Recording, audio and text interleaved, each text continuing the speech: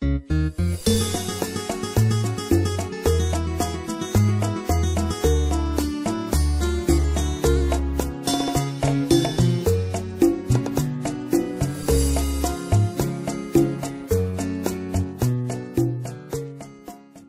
on a Freddy Boucher de Droit Devant ici, Thierry Muller de Riposte CTE, on a Charlotte Châtel de Vie Féminine et Mélissa de Boubous.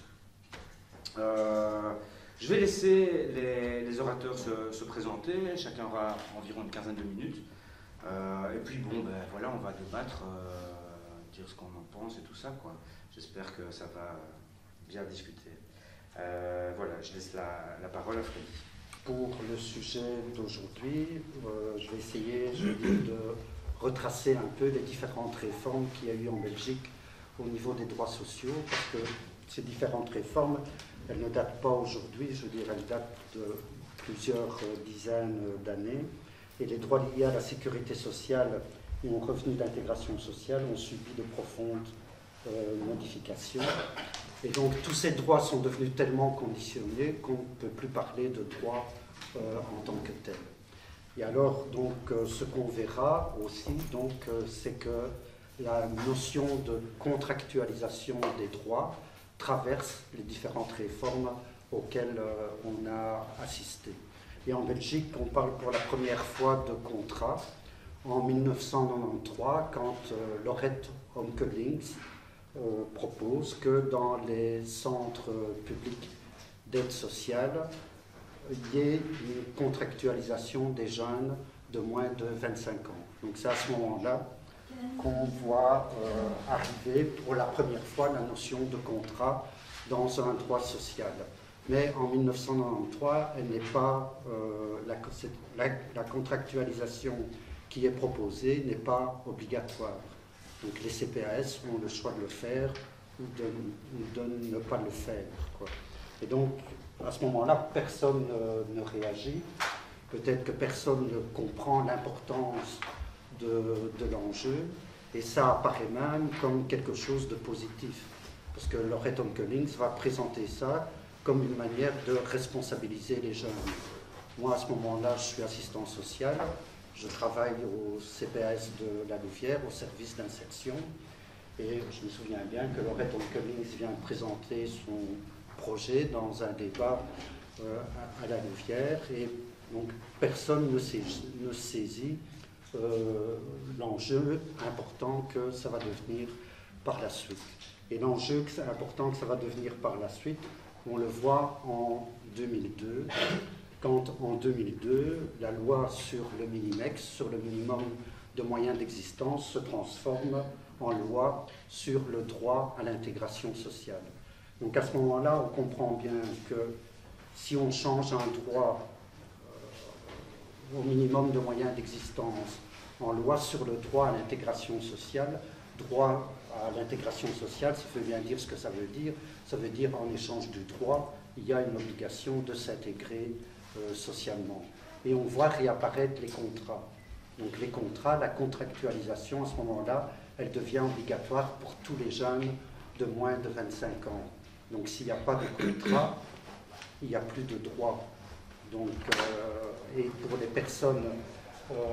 personnes plus âgées, le contrat peut être fait soit à la demande du centre public d'action sociale, parce que les centres publics d'aide sociale se transforment en 2002 en centre public d'action sociale. Et donc, pour les personnes plus âgées, les contrats peuvent être faits soit à la demande du centre, soit à la demande de la personne. Donc à ce moment-là, on va assister à une généralisation de la contractualisation du droit à l'aide sociale, parce que toutes les personnes qui vont être insérées dans un projet CPAS vont être contractualisées. Le problème, c'est que la contractualisation est fortement axée sur la mise au travail dans des contrats de travail précaires, d'un an et demi, 2 ans. Je ne vais pas détailler tout le système, ça prendrait trop de temps. Mais donc ça veut dire qu'en quelque sorte, en 2002, on a adapté notre système d'aide sociale à la précarisation du marché du travail. Et que cette contractualisation, elle oblige des bénéficiaires de l'aide sociale à intégrer des contrats de travail d'1 an, 1 an et demi, 2 ans, qui ne leur permettra pas de sortir de la pauvreté et de la précarité sur le long terme, mais plutôt voilà, qui va les maintenir dans cet état de précarité, puisqu'au bout, il n'y a que les allocations de chômage au bout de ces contrats, quoi. Et d'ailleurs, souvent, on dit que pour un certain nombre de ces personnes qui ont été insérées dans des contrats proposés par les CPAS, c'est que les gens ont toujours tourné dans le circuit de l'exclusion. Contrat CPAS, au bout chômage de longue durée, puis exclusion du chômage, retour au point de départ au niveau du CPAS. Donc sous couvert de projets d'insertion socio-professionnelle, parce que c'est comme ça qu'on présente ça dans les CPAS, on va en 2002 donc forcer des gens à intégrer des contrats de travail précaires qui vont être une aubaine pour les CPAS eux-mêmes, pour les communes, pour des ASBL, pour des entreprises privées, donc qui vont pouvoir bénéficier ainsi d'une main-d'œuvre à bon marché. Dans les CPAS, vous trouvez des gens mis en contrat de cette façon-là, maintenant pratiquement dans tous les services techniques, dans les services administratifs, dans les homes gérés par les CPAS.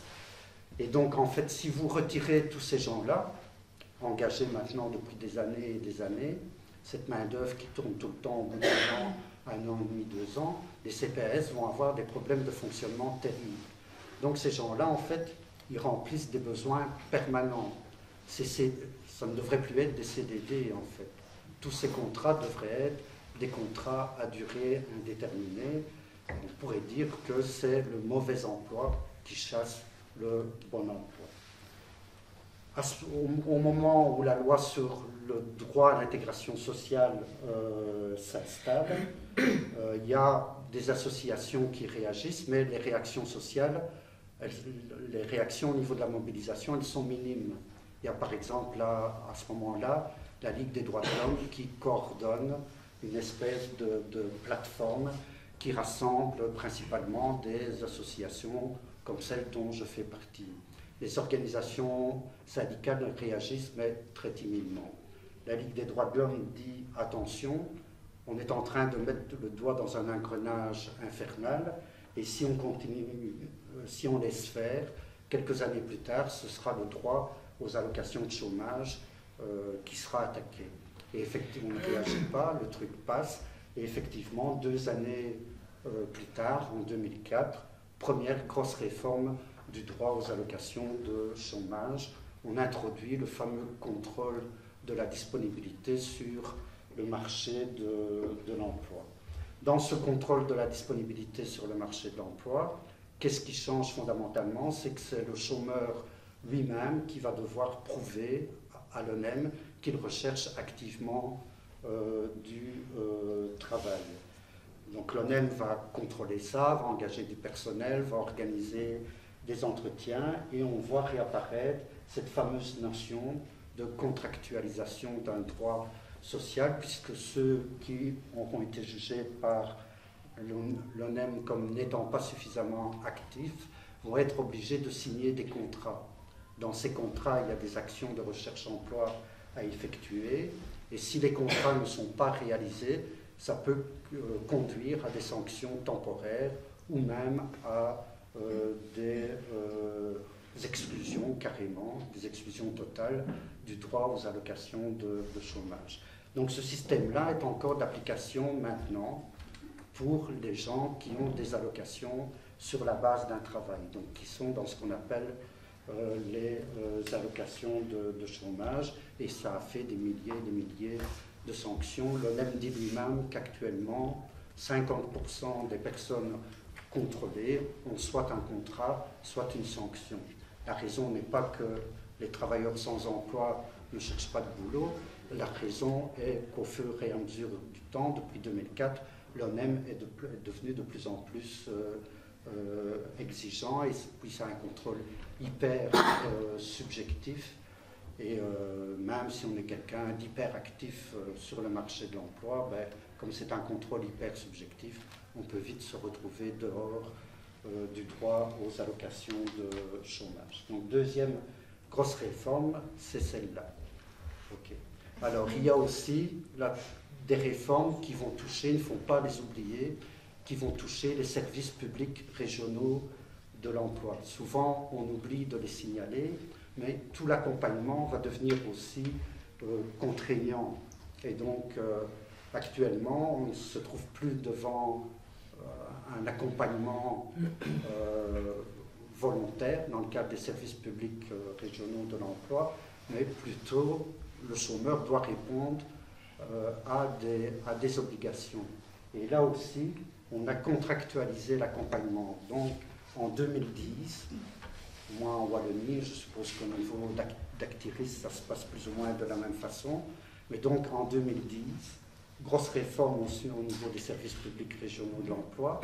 Les chômeurs n'auront plus qu'un seul conseiller qui va devenir une espèce de référent unique, mais au point de départ, tous les chômeurs vont devoir signer un plan d'action. Et on ne peut pas refuser de signer le plan d'action, parce que si on refuse le plan d'action, il y a une transmission à l'ONEM, une audition litige, et refus de plan d'action, c'est une exclusion totale directement. Mais plan d'action obligatoire, ça veut dire contractualisation.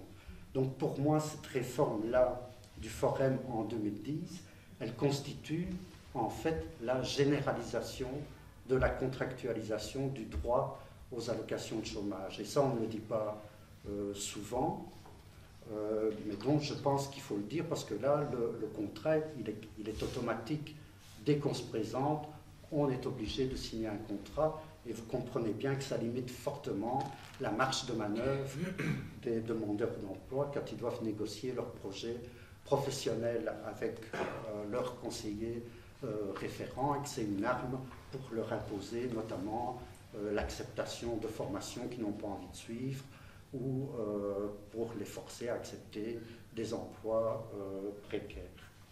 Donc, grosse réforme donc là au niveau du service public régional de l'emploi qui généralise la contractualisation du droit aux allocations de chômage.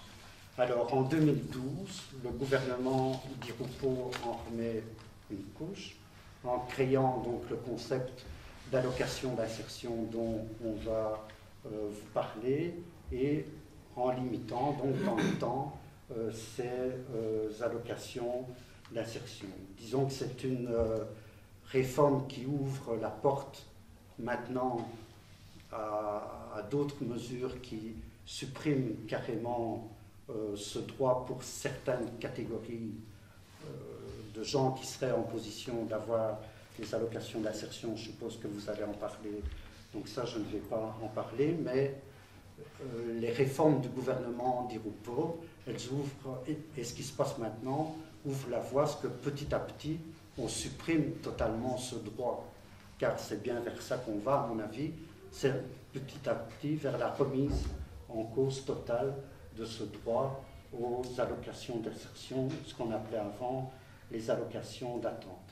En 2012, il y a aussi une grosse réforme qui touche les gens qui sont en allocation de chômage, qui est la dégressivité accrue du droit aux allocations de chômage. Ça veut dire que au point de départ, quand on est licencié, maintenant on touche plus qu'auparavant, mais les allocations, elles baissent aussi plus rapidement qu'avant. Et en toute dernière période, on peut se trouver dans des revenus, qui sont carrément en dessous des seuils de pauvreté. Les réformes sur les allocations d'insertion et sur la dégressivité accrue des allocations de chômage, c'est un pas supplémentaire dans la répression vis-à-vis des chômeurs, dans le sens où pour échapper à l'exclusion dans le cadre des allocations d'insertion ou pour échapper a des revenus en dessous du seuil de pauvreté, ben, il faut absolument trouver un emploi pour échapper à ces sanctions-là, quoi. Donc les gens vont avoir tendance à prendre n'importe quel boulot dans n'importe quelles conditions. Et donc c'est bien ça, je veux dire, l'objectif de toutes ces mesures, c'est coincer les gens pour qu'ils acceptent la précarisation du marché de l'emploi voulue par le patronat, donc qui mène une offensive là-dessus depuis des années et des années, et qui finalement, avec l'appui d'un certain nombre de partis politiques, réussit bien son coup, il faut bien le dire. Merci Frédéric. C'est 15 minutes pile. Incroyable. Thierry, Oui. à toi. Je vais essayer de faire aussi bien. Alors. Ouais. Bonsoir. D'abord, je voudrais situer d'abord en quelques mots à partir d'où je parle. Donc, je fais effectivement partie d'un collectif qui s'appelle Riposte CTE à Liège. Donc, CTE, ça veut dire chômeurs et travailleurs engagés. Donc, c'est un collectif qui a été créé, qui est autonome, qui a été créé à Liège à l'initiative de gens qui étaient directement attaqués ou menacés par les mesures du gouvernement précédent. Donc ce collectif a été créé début 2012 quand on s'est rendu compte de l'ampleur de ce qui allait nous tomber sur la caboche et que si on ne réagissait pas nous-mêmes et qu'on attend que les réactions viennent, ben, on allait en prendre bien sur la tronche. Donc on s'est dit, il y a qu'à se battre nous-mêmes, donc on a constitué notre propre collectif. Je parle aussi, pas au nom, mais en tant que personne active dans le réseau Stop Article 63 paragraphe 2, donc vous pouvez acheter le pays sur le donc qui est un réseau qui a été initié par Riposte et qui aujourd'hui est actif à Liège et à Bruxelles principalement, et qui est soutenu actuellement par 77 organisations syndicales, politiques, culturelles, associatives, artistiques, etc.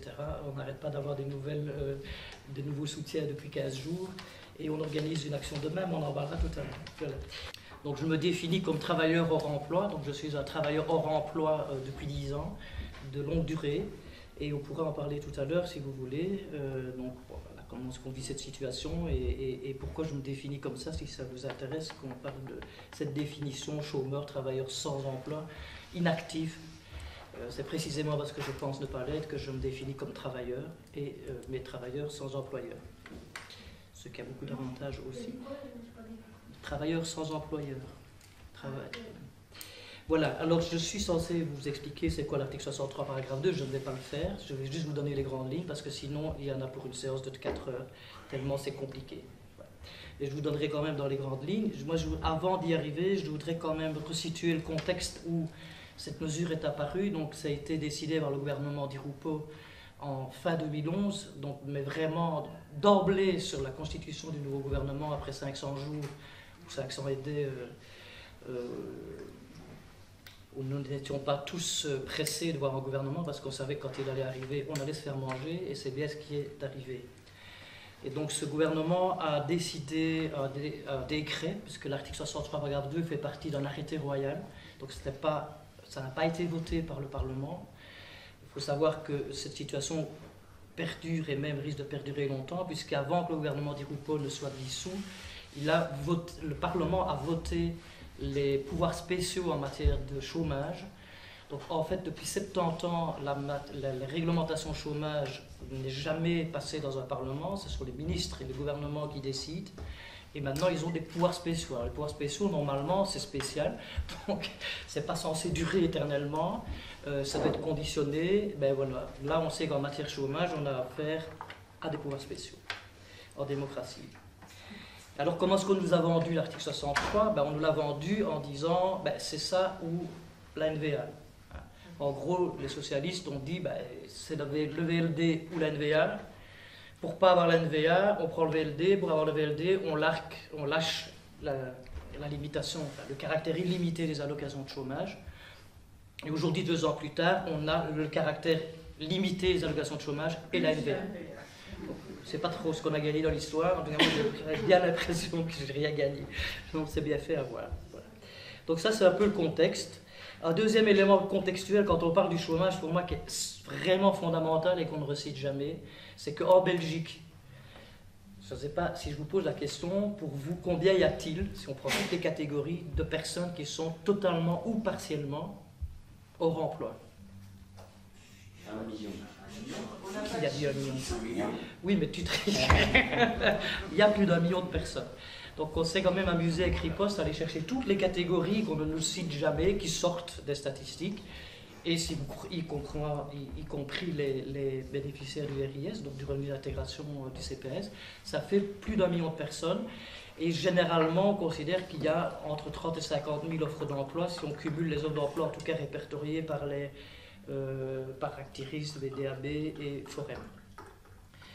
Donc, il ne faut jamais oublier, quand on parle du chômage, des mesures chômage, que c'est dans ce contexte-là qu'on parle, et pas un autre. On ne parle pas d'un pays où il y a 40 000 offres d'emploi et 40 000 personnes hors emploi. C'est 1 million pour 30 000 à 50 000. C'est bien de ça qu'il s'agit.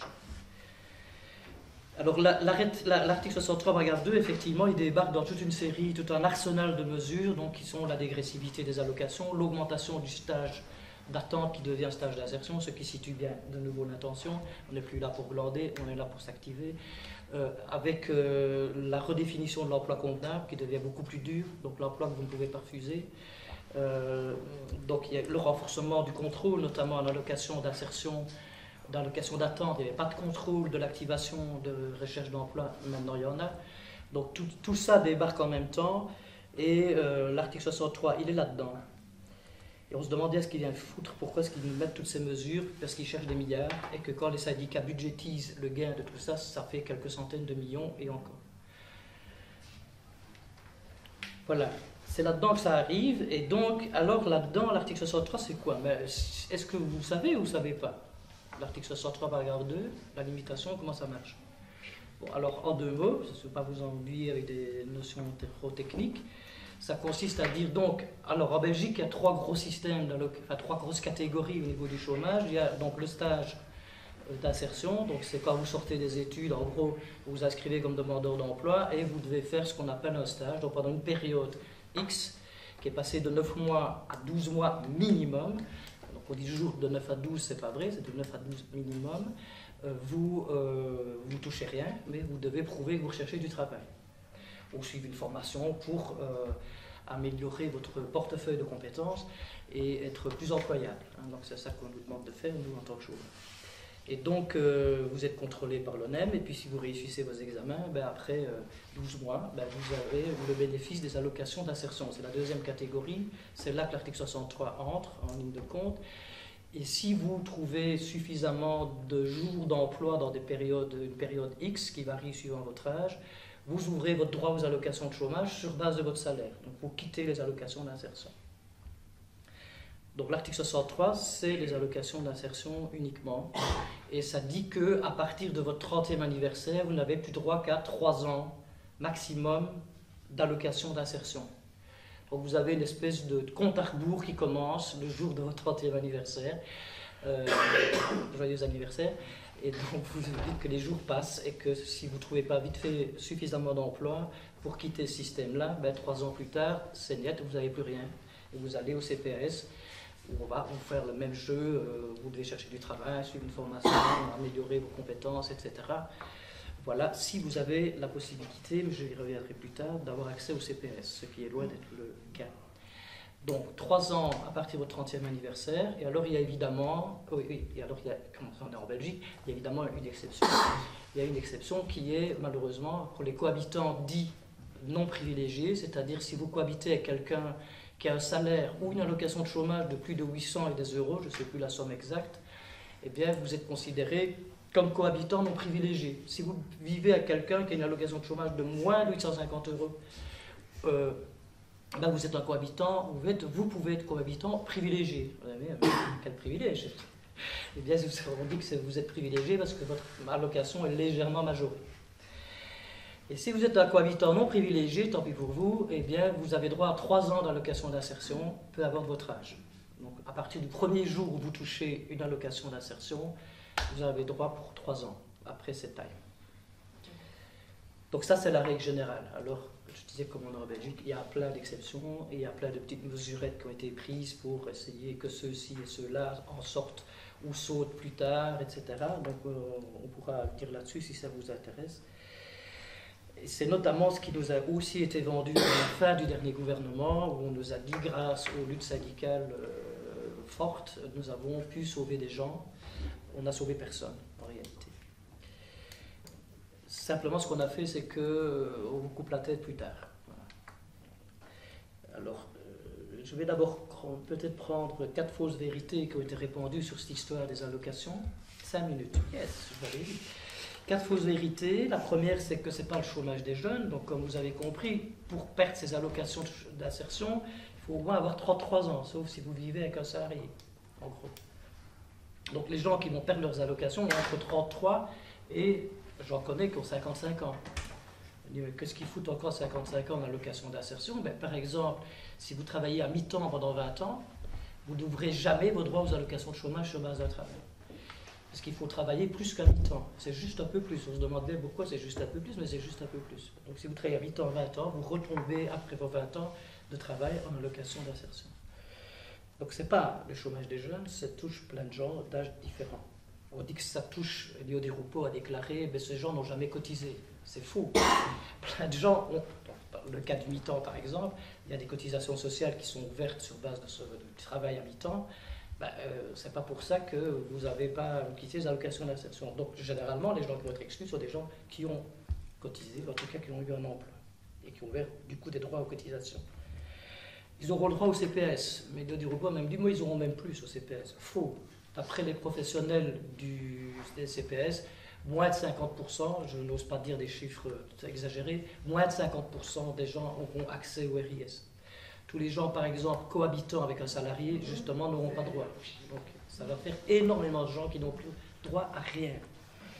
4e fausse vérité, beaucoup seront sauvés. Donc, ce sont les fameuses mesurettes.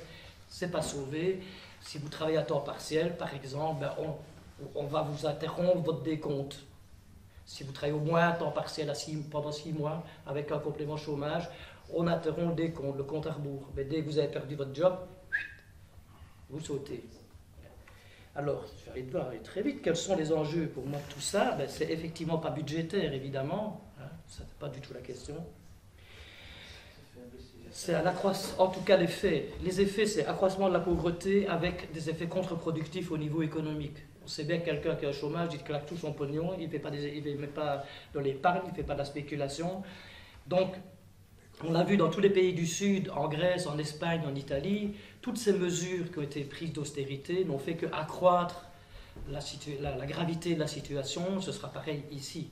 Moi, si vous me retirez la moitié de mon chômage, c'est la moitié que je consomme en moins. J'ai dit mon boulanger, j'irai le voir une fois sur 2. Et voilà, c'est tout. Et puis après, il va se dire, oui, mais ça me banane, moi je ne sais plus faire tourner ma boutique, il faut que je licencie. Et on accroît le problème. Bon, deuxième chose, pour moi, c'est une division complète des gens. Donc, je n'ai pas pu entrer dans les détails des règles, mais il y a des règles où les gens vont se dire à tous les coups, mais pourquoi lui, il a encore droit et moi pas? Pourquoi il a droit encore pendant 3 mois et moi pas? Vous prenez quelqu'un, par exemple, qui trouve un boulot pendant 3 mois temps plein, pendant 3 mois, on interrompt son décompte, son compte à rebours, donc il sautera 3 mois plus tard. Mais si vous travaillez 3 mois à 8 ans, vous sauterez aussi 3 mois plus tard. Et si vous travaillez 6 mois à 8 ans, vous sauterez 6 mois plus tard. Donc celui qui travaille 6 mois à mi-temps, il gagne 6 mois, entre guillemets, et celui qui travaille 3 mois à temps plein, il gagne 3 mois. Vous voyez, mais lui, il ne travaille pas plus que moi. Pourquoi? Parce que moi, je n'ai droit qu'à 3 mois et l'autre 6. Et vous avez tous des trucs comme ça. Donc moi, je trouve ça absolument délirant, le nombre de catégories qu'ils ont faites. Sur les temps partiels, vous avez 3 statuts possibles et 3 réglementations différentes. Et nous, que ce soit au réseau ou à Riposte, on n'arrête pas d'avoir des gens qui nous téléphonent en disant « mais l'ONEM m'a dit que j'avais plus droit, moi j'avais lu que… » Et je lui dis « mais si, vous avez tout à fait raison, dites-leur que… » Les gens ne comprennent plus rien, même au niveau syndical, même à l'ONEM. Nous, on consulte régulièrement des gens à l'ONEM et on nous envoie au service juridique à Bruxelles, spécialisé pour qu'ils nous donnent la réponse, parce que personne n'y comprend plus rien. Donc, autre effet, c'est que les gens savent plus se défendre. Ils acceptent l'idée de dire « on m'a dit qu'au 1er janvier, j'étais viré ». Je dis « non, tu as droit, par exemple, je ne suis pas encore rentré dans le détail, à des droits additionnels. Il y a moyen de prolonger de 6 mois en 6 mois si tu as travaillé 156 jours dans les 2 dernières années. Personne ne le sait. Et puis personne ne sait si c'est 156 jours temps plein, mi-temps, tiers-temps. Vous demandez au syndicat, il y en a un qui vous dit ceci, l'autre qui dit autre chose. C'est pas qu'ils ne sont pas informés, c'est que juste personne s'y retrouve. Et donc il y a plein de gens qui vont perdre leurs droits, je pense, qui ne vont pas se défendre parce qu'ils ne savent pas. Et je pense que, voilà, alors bon, il y a d'autres enjeux, pour moi il y a la stigmatisation que ça entretient, il y a la fragilisation du droit d'une manière générale, et puis je termine sur ça, sans avoir pu présenter le réseau, c'est que je pense vraiment qu'un des effets centraux de l'histoire, aussi c'est l'attaque que ceci entraîne sur tout ce qui a pu, à travers le chômage longue durée, tout ce qui a pu s'expérimenter. Moi je connais des centaines de gens qui ont mené à travers un chômage de longue durée, qui ont expérimenté des formes de production économique et d'échange de savoir et de choses qu'ils produisent de manière non marchande, de manière gratuite. Et toutes ces expériences dont on devrait bien s'inspirer pour inventer une nouvelle économie sont en train d'exploser parce que ces gens maintenant courent derrière le boulot à tout prix. Et courir derrière le boulot à tout prix, c'est faire descendre toutes les conditions de travail, c'est faire descendre le salariat. Et c'est bien ça qu'on assiste depuis 30 ans, c'est une attaque en règle contre l'ensemble des salariés. Quand vous savez que vous avez un boulot et que vous dites « si je retourne au chômage, j'ai plus droit à rien », ben vous fermez votre tronche. Voilà. Et c'est bien le but, pour moi, c'est le but qui est cherché. Et c'est contre ça que le réseau se bat. 18 minutes. On pourra parler, non, 15 minutes, quoi. C'est clair, vous êtes vraiment discipliné. On pourra parler du réseau plus tard, en bas devant un verre. Charlotte. Ouais. Donc moi je travaille pour Vie Féminine, qui est donc une association féministe et anticapitaliste, et qui est présente dans toute la Belgique francophone et germanophone. Et entre autres à Bruxelles, un des projets de Vie Féminine, c'est d'avoir des maisons de femmes, donc c'est des maisons de quartier pour les femmes. Et donc moi je travaille dans une de ces maisons de femmes. Et donc on travaille beaucoup sur toutes ces mesures d'austérité qu'il y a depuis plusieurs années, puisqu'on travaille avec un public qui est directement touché par ça. Donc, je voudrais d'abord dire que Vie Féminine soutient l'appel du réseau Stop Article 63 bis pour toutes les raisons qui ont été dites, mais notamment aussi parce que cette mesure, cette réforme en fait des allocations d'insertion viole directement une loi fédérale de 2007 qui est sur le gender mainstreaming et qui oblige normalement à envisager toutes les réformes, toutes les mesures en matière de politique publique avec un œil du genre, quoi. Donc de voir quels vont être les impacts spécifiques sur les femmes. Et donc là, clairement, dans la réforme des allocations d'insertion, on voit que ça touche plus de femmes, en fait. Donc 2/3 des personnes qui vont être touchées par ces mesures sont des femmes. Donc moi, je vais plus m'axer sur cet aspect spécifique de comment est-ce que cette mesure-là va en fait précariser très fortement les femmes et va finalement creuser les inégalités hommes-femmes. Donc d'abord, de quelle manière les femmes sont particulièrement touchées par cette réforme? Elles sont d'abord surreprésentées parmi les bénéficiaires de cette allocation d'insertion. Donc il y a environ 55% de ces bénéficiaires d'allocation qui sont des femmes. Et si on creuse un peu, on voit qu'en fait, si au début de la période d'allocation, les hommes et les femmes sont plus ou moins aussi nombreux les uns que les autres, au fur et à mesure du temps, en fait, cet écart se creuse. Ça veut dire que si on regarde les moins de 25 ans, les hommes et les femmes sont plus ou moins aussi nombreux à toucher cette allocation d'insertion, même les hommes un peu plus. Et puis si on passe dans la catégorie des 25-49 ans, là on a plus de 60% de ces bénéficiaires qui sont des femmes. Et si on passe aux plus de 50 ans, plus de 70% des bénéficiaires d'allocation d'insertion sont des femmes. Et donc comme ça a été dit avant, au-dessus de 30 ans, après 3 ans, ces allocations elles sont supprimées. La majorité des personnes qui vont avoir cette allocation supprimée vont être des femmes. Donc comment ça se fait ça? Pourquoi c'est comme ça? Parce que les femmes sont majoritaires à avoir des boulots qui sont des boulots précaires, donc avec des temps partiels, des horaires coupés, des carrières qui sont morcelées aussi, avec des trous, donc elles vont être majoritaires à s'arrêter pendant quelques années, par exemple pour s'occuper de personnes en dépendance, ou s'occuper d'enfants, et puis à reprendre avec un temps partiel, et puis à s'arrêter, et puis à avoir un CDD, et donc de ne jamais finalement ouvrir leur droit au chômage. Et donc c'est pour ça qu'elles sont majoritaires dans cette catégorie. Donc Thierry parlait tout à l'heure des personnes qui travaillaient à temps partiel et qui bénéficiaient d'un complément chômage sur base de l'allocation d'insertion. Cette catégorie, il faut savoir que c'est 88% de femmes. Donc ça veut dire que ces personnes-là, si leur contrat s'arrête, de temps partiel ou quoi, elles vont, pour la grande majorité, perdre en fait et les revenus de leur travail et les revenus de leur allocation d'insertion, se retrouver du coup sans rien. Et donc, qu'est-ce que ça va avoir comme conséquence, ça, finalement? D'abord, ça va exclure énormément de femmes de la sphère professionnelle. Donc au lieu de travailler sur les facteurs qui font que les femmes ont du mal en fait, à avoir un emploi de qualité et à pouvoir concilier leur vie privée et leur vie professionnelle, on va les exclure de la vie professionnelle. Donc il faut savoir que non seulement donc, elles ont des contrats précaires, mais en plus, il n'y a pas suffisamment de possibilités, par exemple, de garde d'enfants ou de possibilités pour pouvoir s'occuper des personnes en grande dépendance. Il n'y en a pas assez. Donc ça retombe sur le dos des femmes et ça fait que, par exemple, quand on a des enfants en bas âge, il n'y a pas suffisamment de possibilités de pouvoir les faire garder. Donc par exemple, à Bruxelles, il n'y a que 17% de taux de couverture, en fait, pour avoir des places d'accueil subsidiées pour la petite enfance. Donc ça veut dire que pour 100 enfants, il n'y en a que 17 qui vont avoir une place d'accueil subsidiée. Et donc tout le reste, ça fait que les femmes doivent aménager en prenant des temps partiels ou en s'arrêtant de travailler pour pouvoir pallier à ça. Et donc au lieu de s'occuper de ça, au lieu de travailler là-dessus, on va exclure les femmes directement de la sphère professionnelle. Une autre conséquence, c'est que ça va renforcer la dépendance des femmes par rapport à un conjoint ou à un proche qui travaille. Puisque quand elles vont perdre leurs allocations d'insertion, toute une partie de ces femmes ne va pas avoir le droit à avoir des allocations du CPAS, puisque effectivement elles sont par exemple avec un conjoint qui travaille. Et donc ça va avoir quoi comme effet? Ça va avoir un effet de renforcer, de mettre des femmes dans une totale dépendance économique par rapport à un conjoint. Et donc ça, outre la précarisation, c'est aussi quelque chose de très négatif pour les rapports égalitaires hommes-femmes, évidemment. Ça crée des situations de pouvoir déséquilibrées dès le départ, quoi. Ensuite, on sait aussi que plus de 50% des ménages qui sont les plus menacés de pauvreté sont les ménages monoparentaux. Or, plus de 85% de ces ménages ont à leur tête une femme. Et donc, ces ménages-là, donc ces femmes qui s'occupent seules de leurs enfants, forcément, souvent, elles ont aussi des carrières morcelées, etc., puisqu'elles s'occupent seules de leurs enfants, avec un manque de structure collective pour s'en occuper, et donc elles sont déjà en lutte contre la marginalisation, et là, avec cette réforme-là, il y en a plein qui vont se retrouver dans une situation vraiment de totale exclusion, quoi.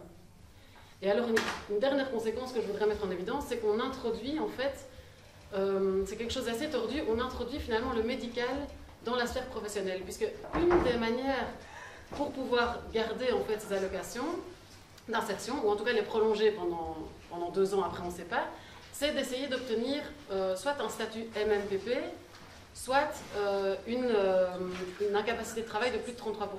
Donc statut MMPP, c'est quoi?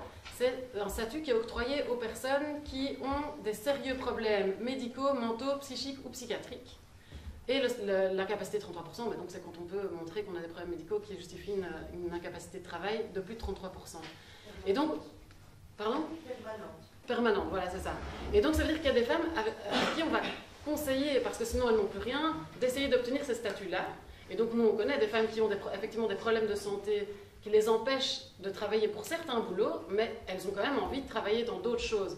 Et donc là, elles vont parfois être poussées à essayer d'avoir quand même cette reconnaissance-là, parce que sinon elles perdent leurs allocations. Et du coup, c'est un peu tordu, parce que ça veut dire que finalement, on va dire aux femmes, ben voilà, on vous retire de la sphère professionnelle et du fait de chercher de l'emploi parce que vous êtes malade, vous avez un problème, alors qu'en fait, ce n'est pas elles qui ont un problème, c'est le système qui est malade.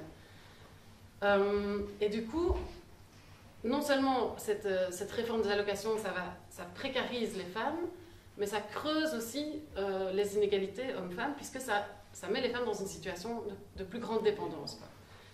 Alors maintenant, comment est-ce qu'on peut agir par rapport à ça? Comment est-ce qu'on peut essayer d'agir collectivement? Moi, je pense qu'il y a plusieurs étapes, il y a plusieurs choses à faire. La première, c'est d'essayer de se donner des clés de lecture pour comprendre un peu cette logique capitaliste qui, en fait, n'est pas si compliquée que ça, et de partir vraiment des choses concrètes qui touchent les personnes, quoi. Donc, à la Maison Mosaïque, on travaille avec un public de femmes qui est souvent soit dans des boulots précaires, soit qui n'ont pas de boulot, et voilà, qui connaissent toute une série de difficultés. Donc, avec toutes les mesures qui sont prises, ça les affecte directement, que ce soit la coupe dans le système de santé, que ce soit toutes les réformes liées au chômage, que ce soit même les pensions. Et donc de prendre quelque chose de très concret et d'essayer à partir de là de détricoter un peu le système et de faire émerger la logique qu'il y a derrière. C'est ce qu'on essaye de faire pour justement susciter ce sentiment d'injustice partagée. Et donc on le fait avec des outils pédagogiques, une série d'outils pédagogiques. Et on a par exemple créé un outil qui s'appelle l'outil de dette, où on essaye de comprendre ensemble avec des choses très pédagogiques et très simples, parce que c'est pas si compliqué, mais justement les causes de la crise, de la dette, etc. Et on a par exemple une animation qui s'appelle la facture, et qui vise vraiment à renverser la logique dominante. Et donc cette facture, c'est en fait un formulaire. Donc elle a été construite par une plateforme d'associations et de citoyennes. Et c'est un formulaire qui vise à renverser la logique. Donc il y a une petite BD qui explique un peu en dessin la crise, la dette.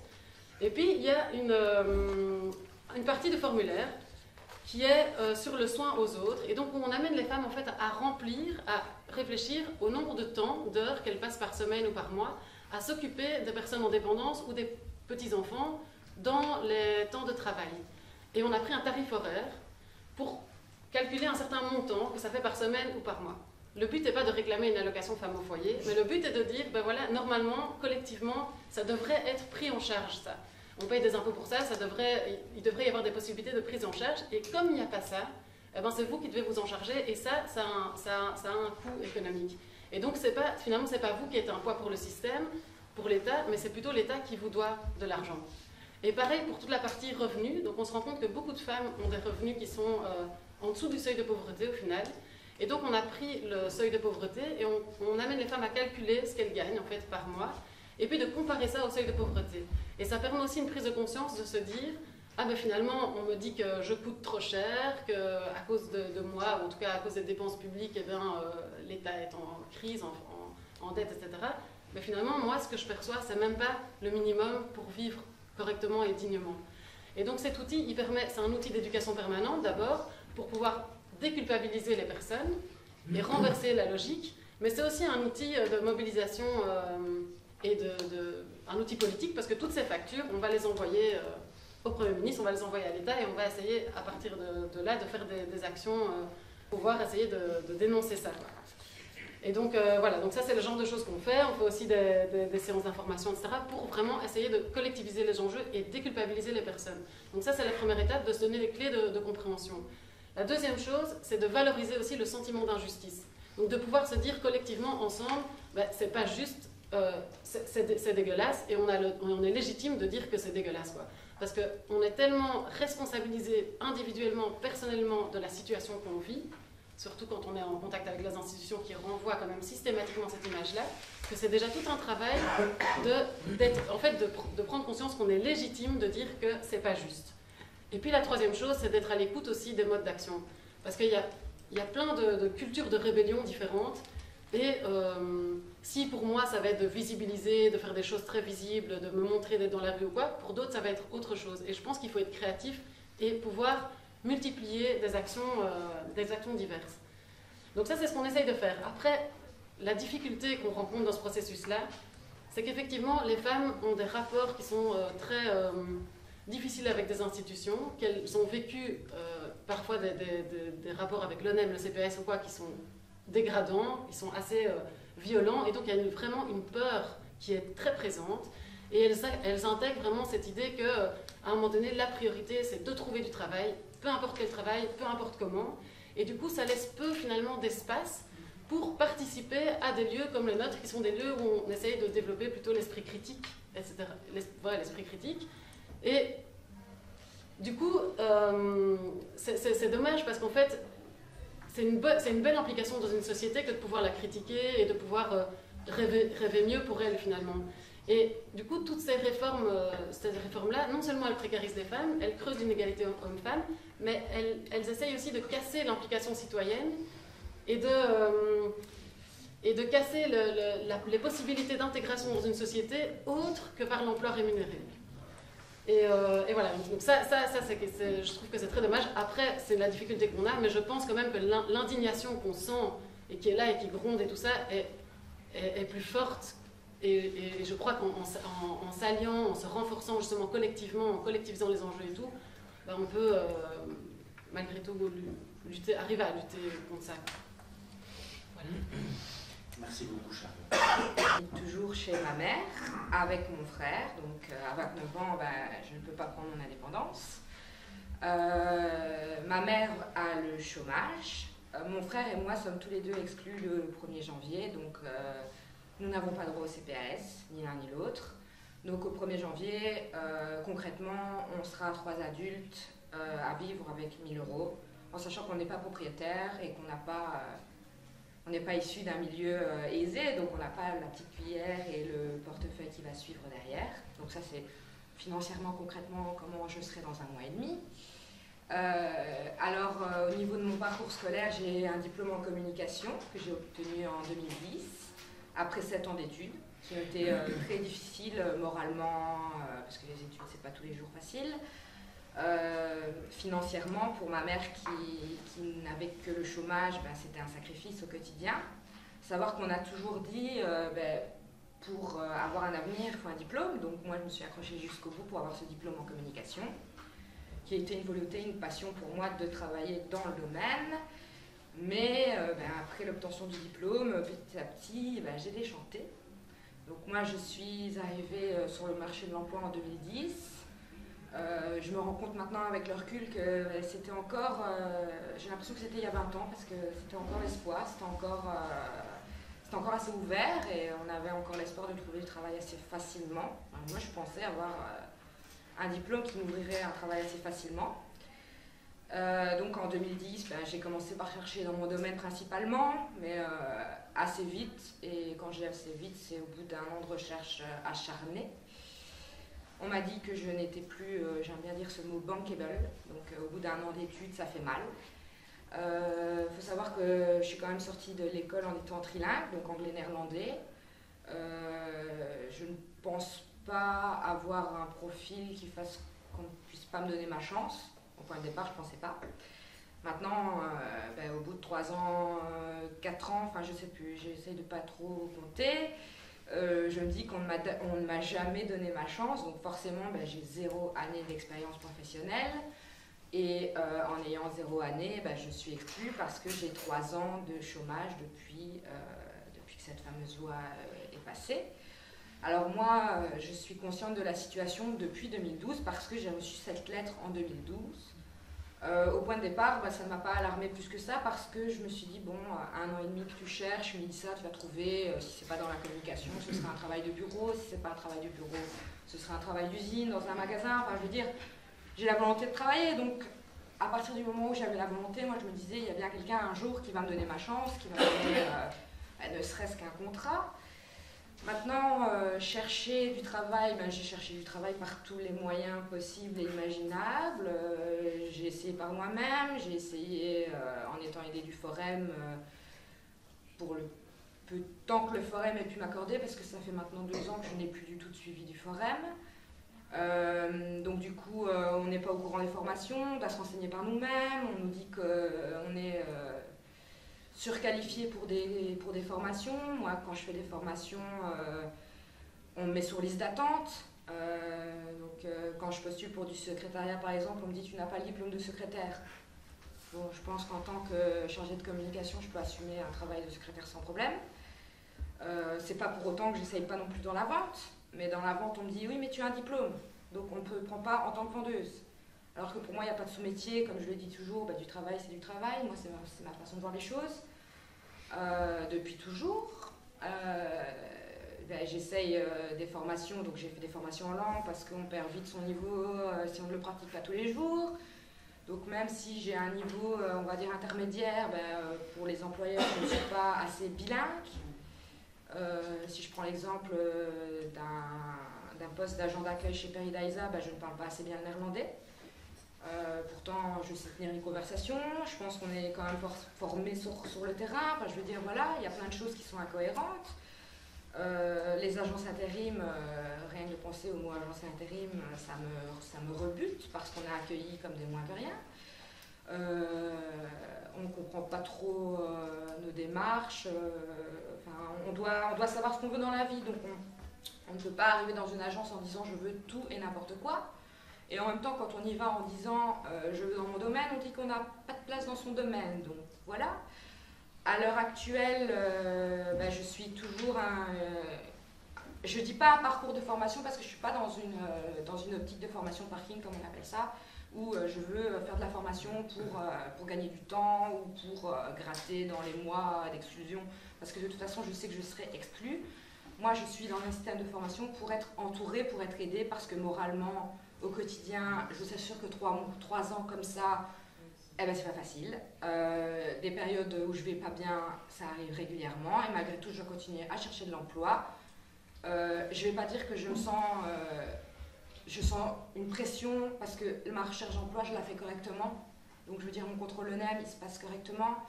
Mais c'est moralement que la pression, elle se fait parce qu'on est là, on pense travail, on mange travail, on y pense tout le temps, on ne fait que ça, y penser. Socialement, on s'exclut parce qu'on ne fait que penser à chercher du travail, et que moi, les 400 € que je touche de chômage à l'heure actuelle, je ne les garde pas pour moi. Ce sont 250 € qui vont pour la famille, et encore 250 €, un toit, l'électricité, etc. Bon, maman est encore assez gentille. Mais sur les 100 € qui me restent, il faut savoir que moi je n'ai pas de véhicule, donc c'est 50 € de bus par mois. Si vous comptez un déplacement par Bruxelles pour une agence intérim, c'est 20 €. Enfin, je ne vous fais pas le compte, à la fin du mois, il n'y a plus rien. Donc les sorties, on oublie, les amis, on oublie. À l'heure actuelle, j'ai encore les moyens de chercher du travail, parce que moi c'est vraiment quelque chose qui commence à me faire peur. C'est que chercher du travail, ça demande un investissement aussi financier. Et ça, je pense qu'au Forum, ils n'ont pas encore bien compris le message. Moi, au mois de janvier, concrètement, j'aurai 0 € en poche, parce que je n'ai pas droit au CPS, parce que ma mère va avoir 1 000 € pour nous assumer tous les 3, et qu'on sait, à l'heure actuelle, on ne sait même pas dans quoi on va pouvoir se tirer la ceinture. Parce qu'on a, faut être clair, on est 3 adultes, avec 1 500 €, on n'a pas de loisirs. Enfin, je veux dire, le cinéma, on ne connaît pas, les vacances, on ne connaît pas. Le restaurant on ne connaît pas, la friterie, mine de rien, c'est 10-15 €, ça fait mal. Ce sont toutes des petites choses auxquelles on ne pense pas quand on a plus les moyens, mais dans notre situation, voilà, on y pense.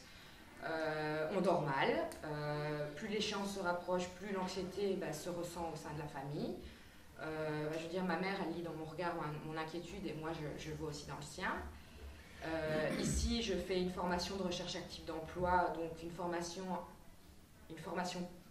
à laquelle je me rends tous les jours pour chercher du travail. Ça paraît con comme ça, mais au moins je suis encadrée moralement par l'éducateur, et ça me fait du bien de voir les gens. Et ma recherche d'emploi est prise financièrement en compte par l'institution, donc ça veut dire que les photocopies, les impressions, je ne les paye pas, les timbres, je ne les paye pas, si j'ai un recommandé, je ne le paye pas, et je peux vous dire que ça fait une fameuse économie.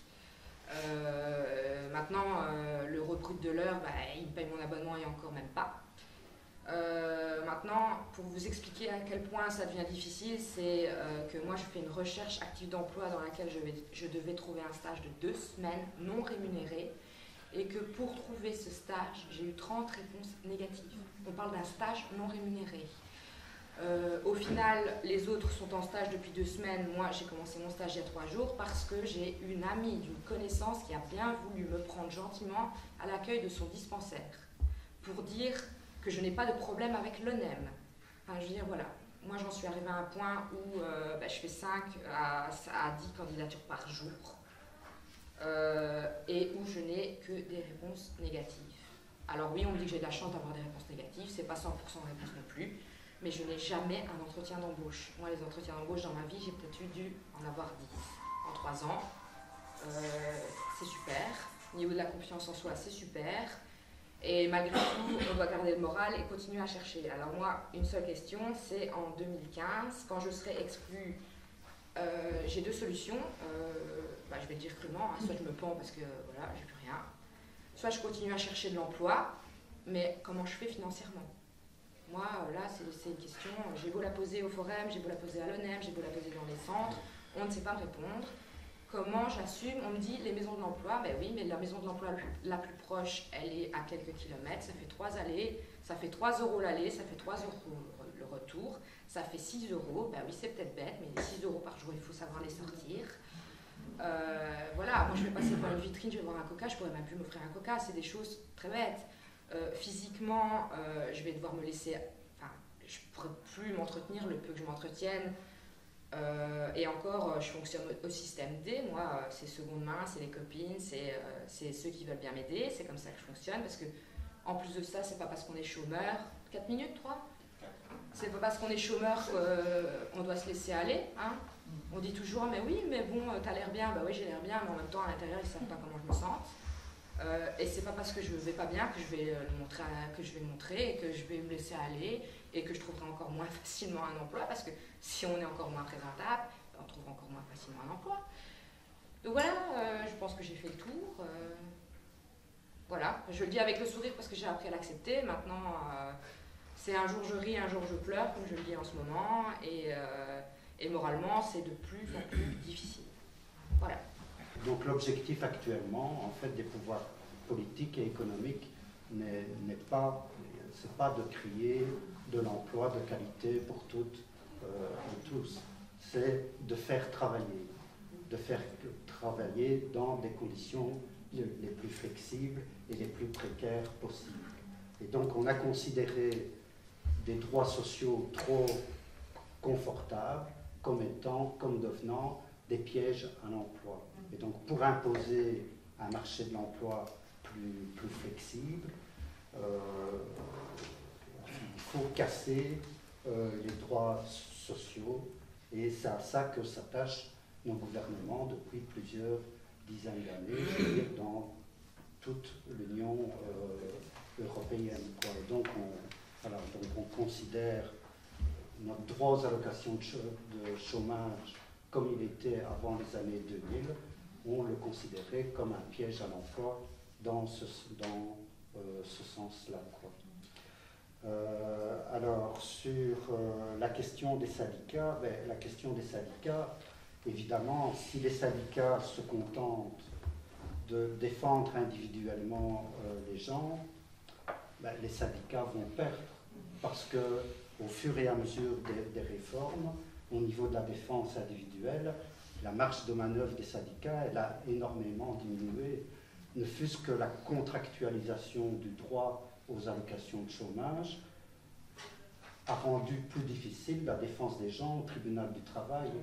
Pourquoi ? Parce que les gens ont signé un contrat et donc des chômeurs ont été déboutés de leur plainte parce que des juges ont argumenté que le fait d'avoir signé un contrat, c'était pour le chômeur obligatoire, donc pour lui qui remplisse les conditions du contrat.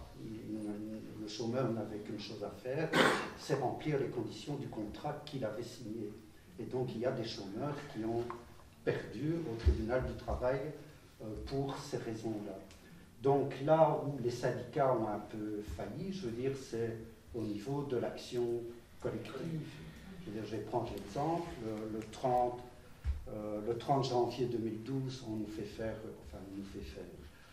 il y a une grève générale contre justement les réformes dont on parle aujourd'hui sur les allocations d'insertion, contre la dégressivité des allocations de chômage, contre les réformes sur les prépensions du gouvernement d'Irupo.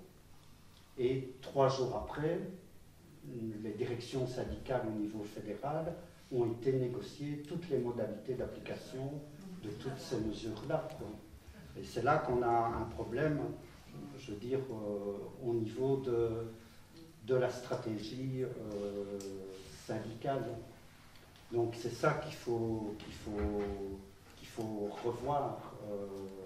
Il faut revoir beaucoup de choses au niveau de la stratégie syndicale parce qu'elle a été, par exemple au niveau de la FGTB, trop calquée sur celle du Parti socialiste. Et le fait de calquer notre stratégie sur celle du PS a fait qu'à certains moments, pour le pacte des générations, pour les différentes réformes sur le droit aux allocations de chômage, on est allé s'asseoir à la table des négociations dans un cadre qui n'est pas le nôtre et on a accepté dans les faits des reculs sociaux très importants. Donc c'est là qu'il faut revoir les choses, on verra bien maintenant, on discutera peut-être tantôt du nouveau plan d'action. Voilà, mais c'est la même chose au niveau de la CSC.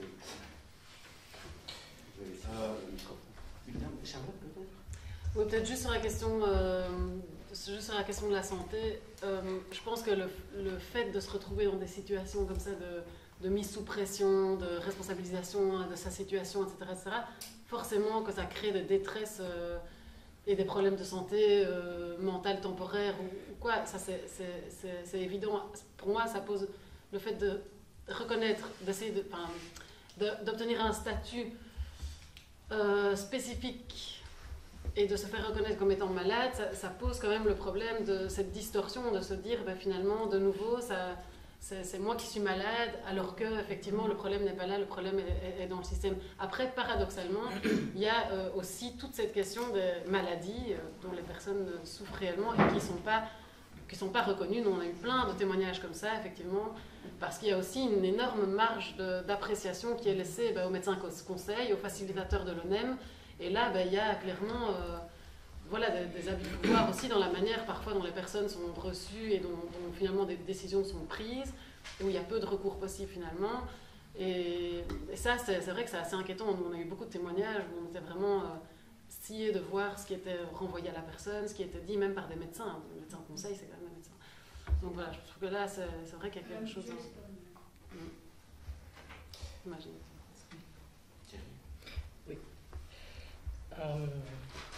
D'abord, sur la question de la stratégie, tu dis que les lois se sont compliquées, ça résulte d'une stratégie de droite, patronale, je ne sais pas quoi. Ça ne résulte pour moi pas que de ça, et c'est un des problèmes que moi j'ai avec la manière dont les organisations syndicales abordent le problème. C'est-à-dire que les mesures qui ont été prises, notamment en avril-mai, ont été présentées comme des victoires de lutte syndicale. Or, pour moi, elles n'ont fait que complexifier les choses. Donc ce n'est pas que le résultat d'une stratégie patronale, c'est aussi le résultat d'une stratégie syndicale, que je conteste radicalement. C'est-à-dire que je pense que la lutte que les syndicats doivent mener, c'est l'abrogation de l'article 63, point. Il n'y a pas à sauver des catégories. Quand vous savez qu'il était même envisagé de négocier que les bons chômeurs, c'est-à-dire ceux qui pouvaient prouver qu'ils allaient bien chercher du travail, on allait les sauver et on allait larguer les autres. C'est-à-dire qu'on sait très bien que les autres, c'est qui? C'est pas ceux qui ne cherchent pas du travail ou qui en cherchent plus ou qui en cherchent moins, c'est ceux qui ne savent pas se défendre. C'est ceux qui ont raté à l'école et qui ratent les examens à l'ONEM comme ils ont raté les examens quand ils étaient gamins. Je veux dire, il y a des gens qui savent réussir des examens et il y en a qui ne savent pas. Et ce sont ceux-là qu'on jette. Alors dire, par exemple, envisager de dire, ben oui, mais enfin, il y a quand même, ce qui est absurde, je suis d'accord, en novembre, vous allez être contrôlé ou en décembre, vous allez être contrôlé par l'ONEM. L'ONEM va dire, vous cherchez bien du travail, c'est très bien, et en janvier, on vous vire. Là-dessus, notamment la SGTB dit, oui, mais ça ne va pas. Ces gens-là ont prouvé qu'ils cherchaient bien du boulot, donc c'est des bons chômeurs, il faut les sauver. Et on largue les autres. Mais après quoi en cours? Moi, c'est la question que je me pose quand on dit tout ce qui est dit ici, c'est que je me dis, mais c'est quoi notre course, quoi? Je veux dire, le problème est dans le système, ok, mais il est quoi le problème? Les stigmates, ils sont chez les chômeurs qui n'en peuvent plus de contrôle ONEM insupportable. Je connais des gens qui quittent volontairement le chômage parce qu'ils ne supportent plus d'être contrôlés par l'ONEM, c'est humiliant. Moi, je l'ai vécu une fois, je suis rentré chez moi, j'ai tchoulé. C'est aussi simple que ça. Je croyais sortir en hurlant « Yes, j'ai mes 16 mois ». Eh bien, j'avais mes 16 mois. Hein. Je suis rentré, je me suis mis dans le divan et j'ai pleuré. Voilà. Parce que ça vous fait un tel effet d'être contrôlé comme ça, de prouver que vous savez qu'il n'y a pas de boulot et que vous devez prouver que vous faites tout pour aller en chercher. Il y a un économiste, je trouve qu'il a cette phrase extraordinaire, je la cite à tous les fois que j'ai l'occasion, qui dit « Vous ne faites pas pousser des champignons en allant à la cueillette aux champignons. On ne fait pas pousser des emplois en allant chercher des emplois. » Tout le monde le sait. J'ai redit le chiffre tout à l'heure, il y a 1 million de personnes qui sont totalement hors emploi. Alors, est-ce qu'on continue à passer notre temps à aller chercher de l'emploi et ça nous rend malade, à aller chercher des emplois qui rendent malades? Tout le monde est malade dans cette société. Et on nous fait en permanence courir autour des employeurs qui s'en mettent plein les poches, les dividendes explosent, et nous, on continue à quémander des employeurs. Mais je n'ai pas besoin d'employeurs pour vivre. Je suis adulte, je suis majeur. Je me lève le matin, je bosse pour l'article 63 paragraphe 2, je bosse pour Riposte, je fais un travail de permanence syndicale rémunéré socialement par les allocations de chômage. C'est très bien. Je n'ai pas besoin d'avoir un chef qui me dise ce que je dois faire. On est tous capables. Bon, ça s'apprend, c'est difficile. au départ, parce que justement, on ne l'a pas appris. Mais je pense qu'on a tous en nous le potentiel qui nous permet d'être productifs dans cette société à partir de ce qu'on sait faire, de ce qu'on aime faire, de ce qu'on a envie de découvrir, et que cette société pourrait très bien fonctionner comme ça.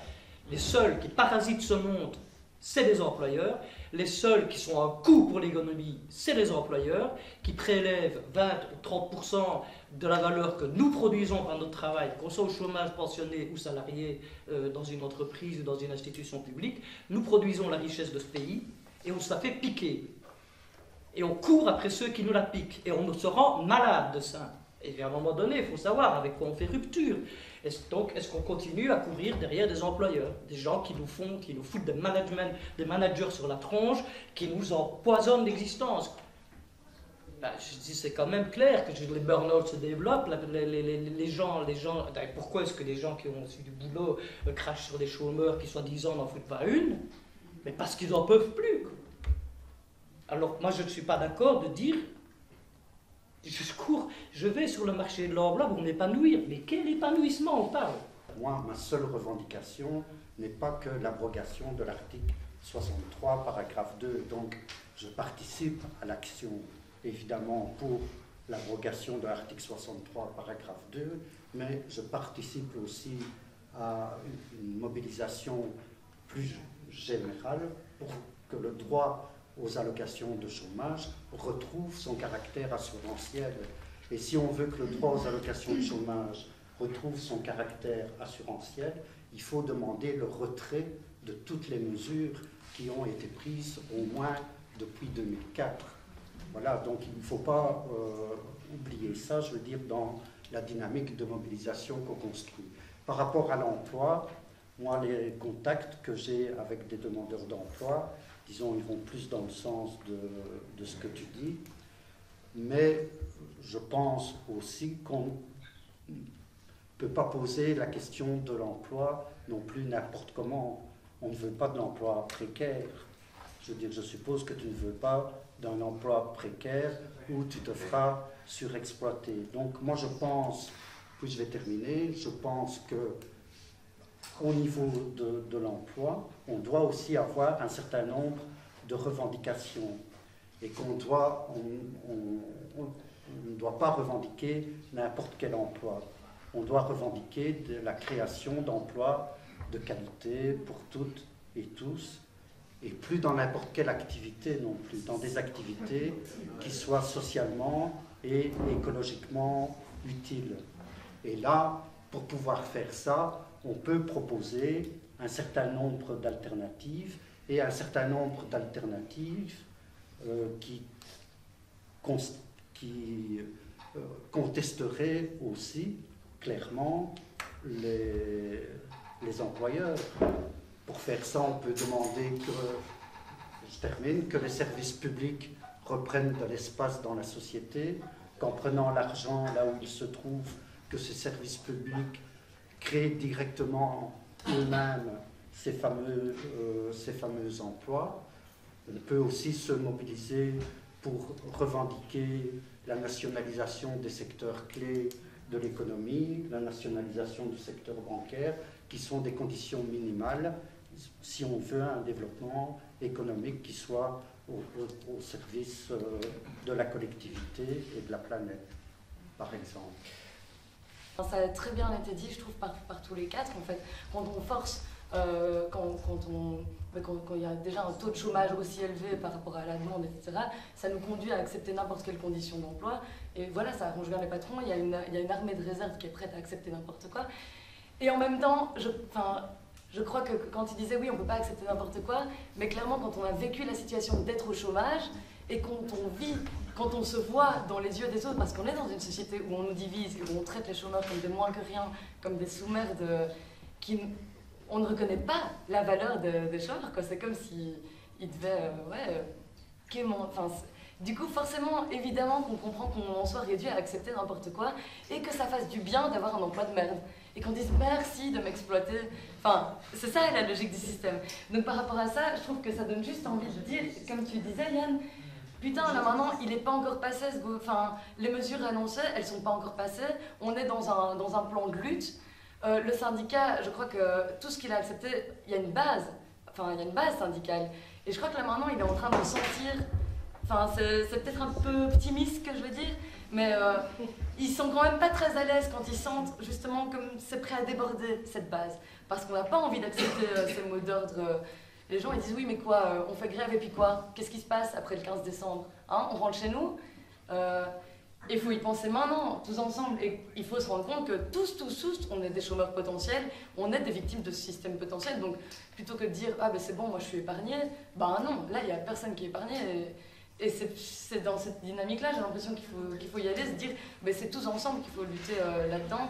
Et par rapport aux mesures qui touchent encore plus les femmes, ben, ces nouvelles mesures, ben, c'est pas une surprise, quoi. C'est toujours les mêmes qui sont les premières victimes de ces mesures, quoi. Les jeunes, les femmes, les personnes d'origine immigrée, on n'a pas parlé de discrimination à l'embauche en fonction de son origine, quand on maîtrise mal une langue, enfin tout ça, ben, voilà, c'est les premières victimes. Donc il y a une... Ouais, pareil avec les sans-papiers, etc., si on va plus loin.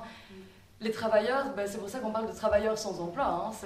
On est tous ensemble, quoi, avec ou sans emploi, avec ou sans papier, et du coup là, ben, mettons-nous ensemble pour les prochaines grèves, pour s'organiser justement avec les chômeurs, quoi. Je pense que ça paraît clair quand même pour beaucoup de personnes que la chasse aux chômeurs, c'est pas pour des raisons budgétaires de dette publique.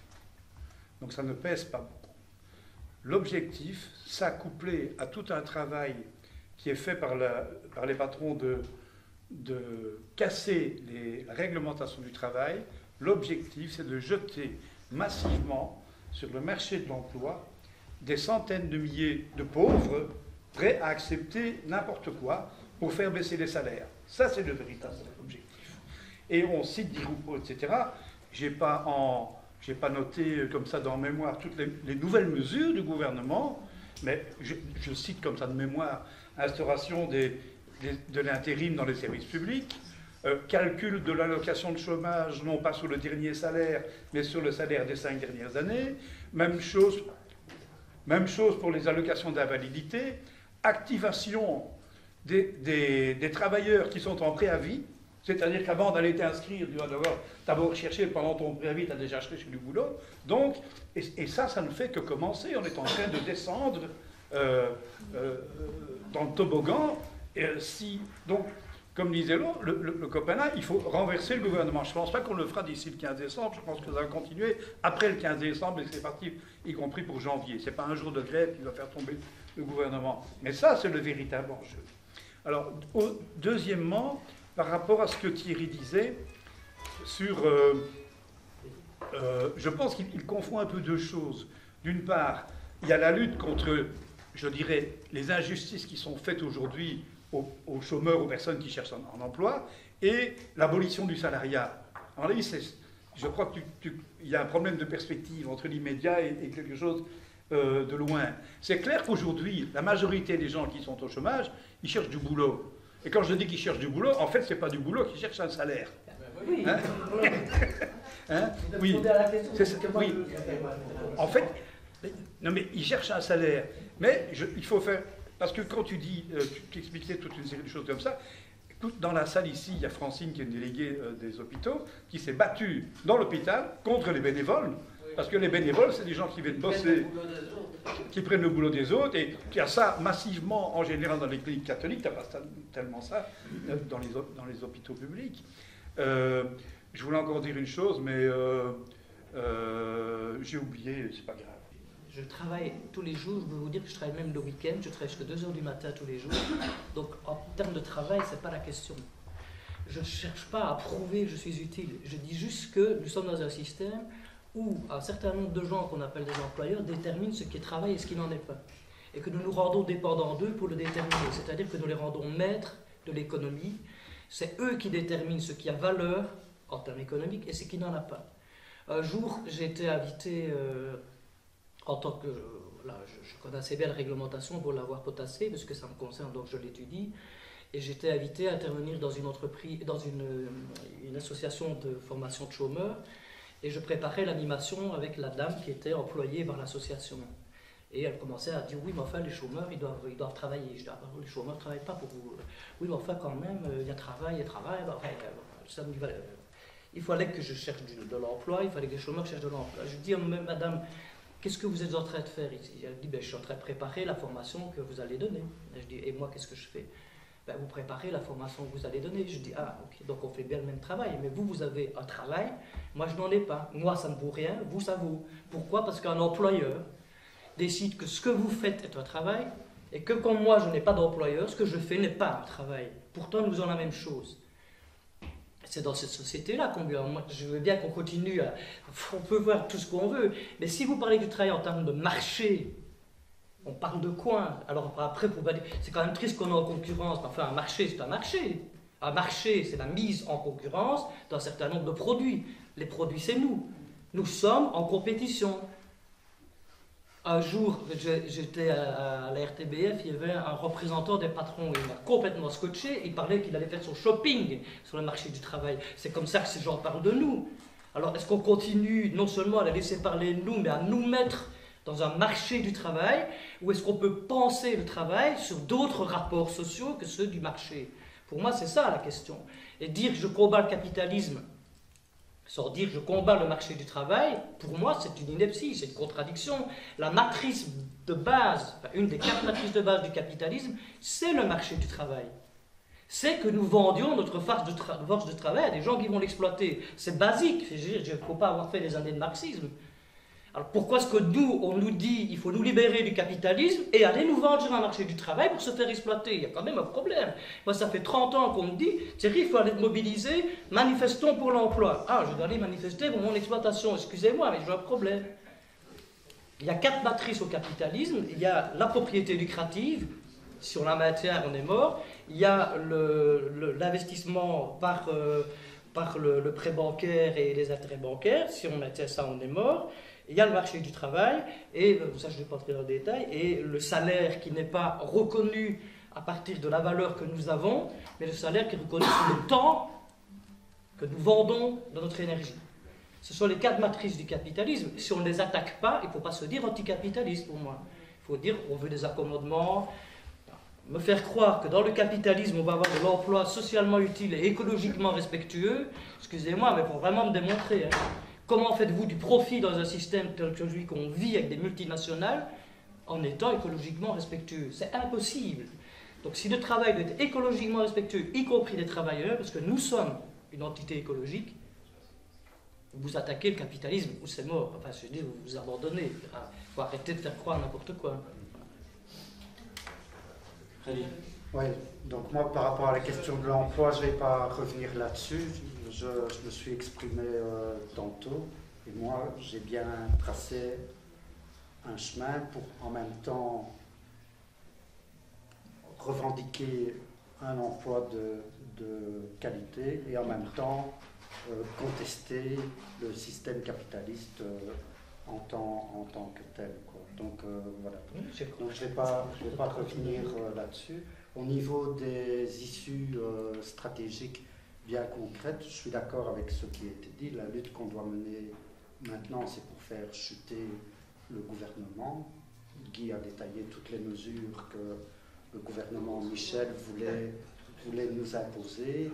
Il n'y a rien à négocier, je veux dire, là-dedans. Rien n'est négociable. Donc on n'a qu'une seule solution, c'est de le faire chuter. Mais le faire chuter n'empêchera pas qu'au 1er janvier 2015, plusieurs dizaines de milliers de personnes seront exclues du droit aux allocations d'insertion. Et là, on a un problème stratégique bien concret. Et donc là, on doit s'adresser aux organisations syndicales. Paraît-il, les organisations syndicales ne seraient pas parties pour, cette fois-ci, pour entrer dans des négociations contre nature. Elles auraient mis toute une série de balises. Malheureusement, l'abrogation de l'article 63, paragraphe 2, ne fait pas partie de ces balises. Donc on pourrait revendiquer auprès de nos directions syndicales que l'abrogation de l'article 63, paragraphe 2, fasse partie de ces balises.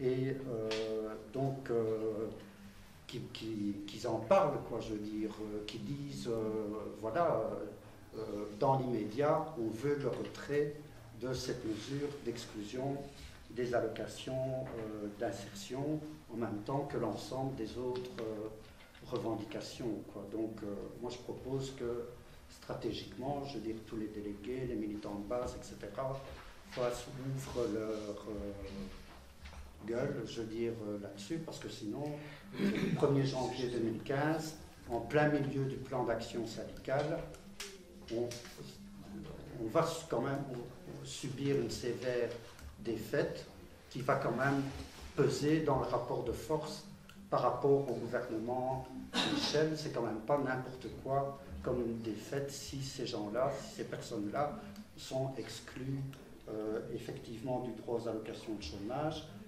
Je termine en disant simplement, donc en plus ces personnes-là, pour les récupérer dans une lutte après avoir subi je veux dire quelque part un tel affront, parce que c'est vraiment dévalorisant, pour les récupérer dans une lutte, ça va être difficile. Ça va ajouter aux difficultés que tu expliquais tout à l'heure. Charlotte. Oui, juste deux petites choses rapides.